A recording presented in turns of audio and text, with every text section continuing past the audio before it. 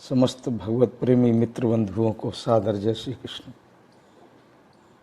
अपने जीवन के वास्तविक उद्देश्य को न जानना यह परम दुर्भाग्य का विषय है।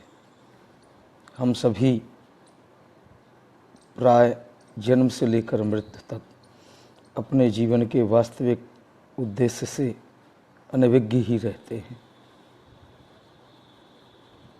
हमको यह नहीं पता होता कि हमारे जीवन का वास्तविक मूलभूत उद्देश्य क्या है। उस मूलभूत वास्तविक उद्देश्य की पूर्ति के लिए परमपिता परमात्मा द्वारा हमें अपने जीवन का यह अमूल्य समय दिया गया है।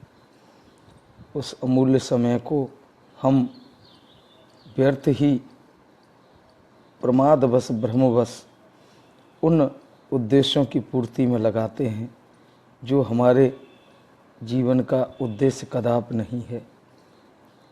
इस संसार की झूठी मान प्रतिष्ठा का अर्जन यह हमारे जीवन का उद्देश्य नहीं।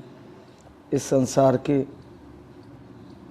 मान वैभव सुख आदि का संग्रह यह हमारे जीवन का कदापि उद्देश्य नहीं।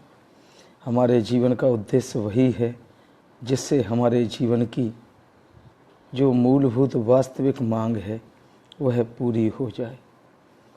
हमें बहुत ही गंभीरता पूर्वक यह विचार करना चाहिए कि हमारे जीवन की वास्तविक मांग क्या है।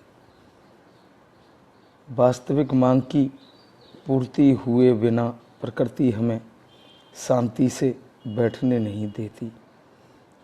हमारा चित्त निश्चित रूप से अशांत रहता है।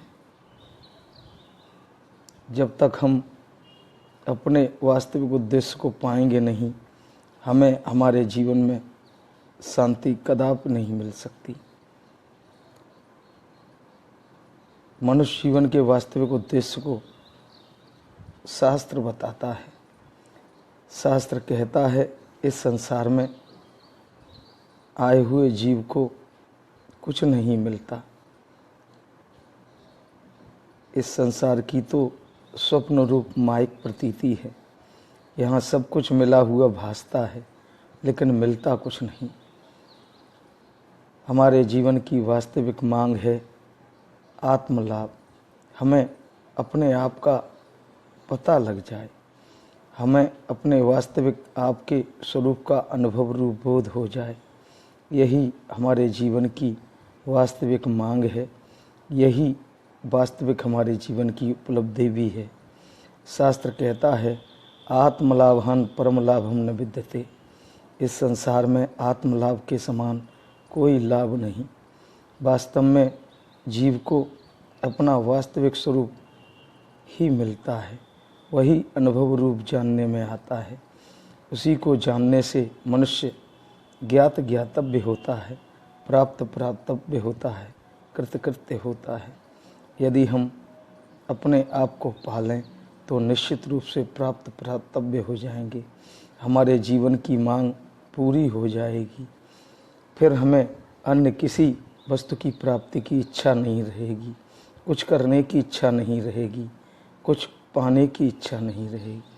यही मनुष्य जीवन का वास्तविक उद्देश्य है।